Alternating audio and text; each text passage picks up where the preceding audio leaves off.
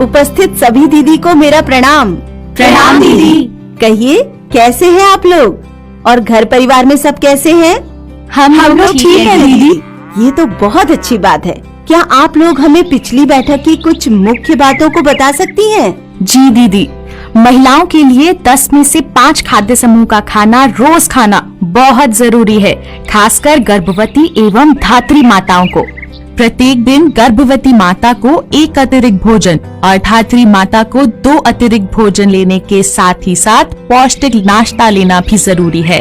और हाँ, इसके साथ साथ आयरन, फॉलिक एसिड की गोली, कैल्शियम की गोली लेनी चाहिए। और विशेष जानकारी के लिए आशा दीदी या ANM दीदी को संपर्क करना चाहिए।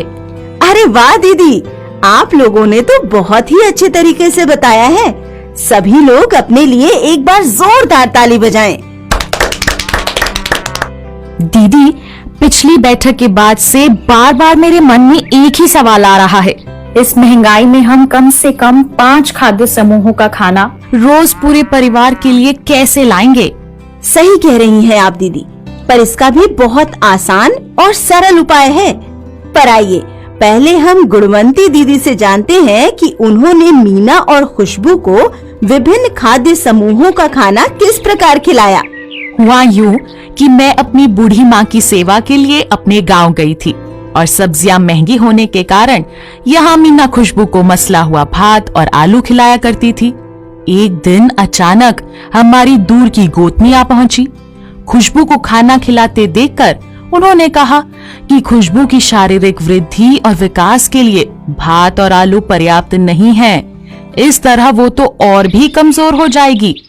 खुशबू को कई प्रकार के पोषक तत्वों की जरूरत है, जो 7 में से कम 4 आहार समूह का भोजन करके ही मिलेगा।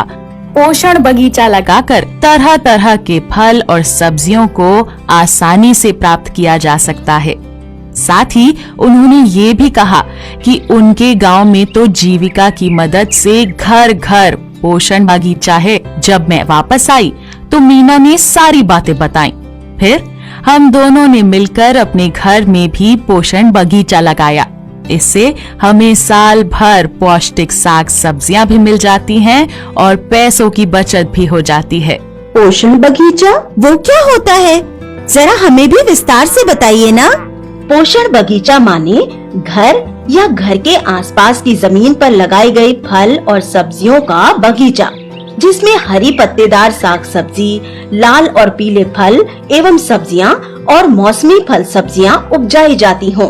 लेकिन हरी पत्तेदार साग सब्जी, लाल और पीले फल एवं सब्जियां और मौसमी फल सब्जियों से बच्चों को क्या फायदा होगा दीदी?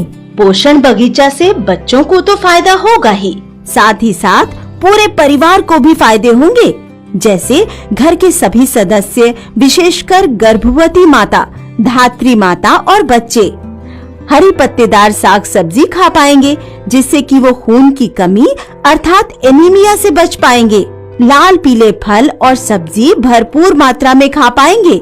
इससे इनके शरीर को भरपूर मात्रा में विटामिन ए मिलेगा, जिससे वो रतौंधी एवं और भी कई बीमारियों से बच सकते हैं। मौसमी फल सब्जियों से सर्दी, खांसी, जुकाम आदि से बच पाएंगे। अच्छा, तो पोषण बगीचा लगाना इसलिए जरूरी है? इतना ही नहीं, और भी बहुत सारे फायदे हैं पोषण बगीचा के।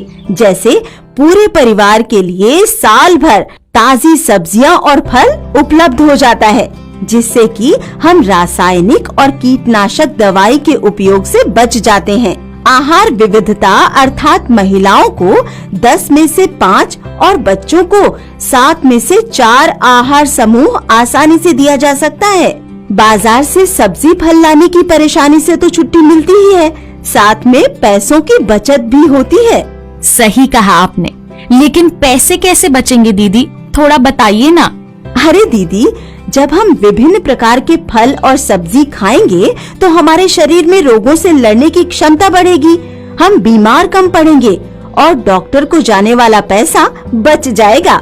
साथ ही शहर आने जाने और फल सब्जियों के मूल्य पर होने वाले खर्चे भी तो बचेंगे। इतने सारे फायदे, तब तो मैं भी पोषण बगीचा जरूर ही लगाऊंगी। दीदी, इसके लिए क्या करना चाहिए और इसे कब लगा सकते हैं? इसके लिए घर आंगन की जमीन का इस्तेमाल किया जा सकता है और इसे किसी भी मौसम में यानी कि साल भर कभी भी लगाया जा सकता है।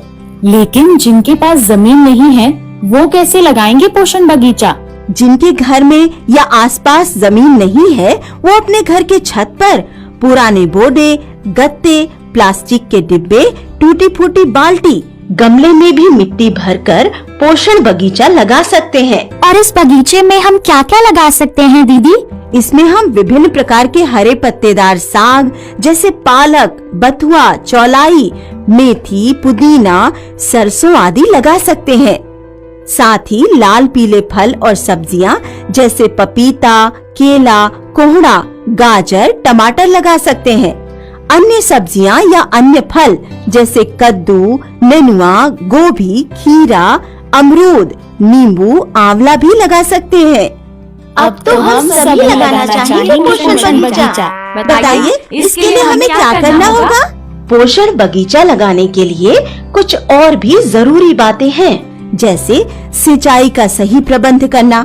इसके लिए हम घर में उपयोग किया पानी जैसे चावल या सब्जी का धोया हुआ पानी भी उपयोग कर सकते हैं। घर में ही उपलब्ध सूखे पत्ते, गोबर, सब्जी एवं फलों के छिलके से बनाए गए खाद का उपयोग कर सकते हैं। समय समय पर बागीचे के आसपास की सफाई और पौधों के आसपास की घास को हटाना भी जरूरी है। एक छोटा सा नर्सरी तैयार करना जिससे कि अगले मौसम में लगाए जाने वाले पौधे बिना खर्च के तैयार हो सके। और इसकी अधिक जानकारी के लिए आप अपने ग्राम संगठन के VRP से भी मदद ले सकते हैं। तो दीदी अब आप बताएं कि पोषण बगीचा के बारे में आपने क्या क्या सीखा? पोषण बगीचा हर घर में होना चाहिए क्योंकि इसके बहुत सारे फायदे हैं, वो भी बहुत कम खर्च में। बाजार से सब्जी खरीदने पर होने वाले खर्चे को हम बचा सकते हैं और हम रासायनिक कीटनाशक दवाई युक्त फल और सब्जी खाने से बच जाते हैं और हमारा परिवार सुखी और समृद्ध होता है। बहुत अच्छा दीदी, तो आइए एक बार मिलकर बोलें, पोषण बगीचा लगाएं, परिवार को सुखी और समृद्ध बनाएं। पोषण बगीचा लगाएं, परिवार को सुखी और समृद्ध बनाएं। आप सभी का बहुत बहुत धन्यवाद दीदी। फिर मिलेंगे अगली बैठक में एक नए विषय के साथ।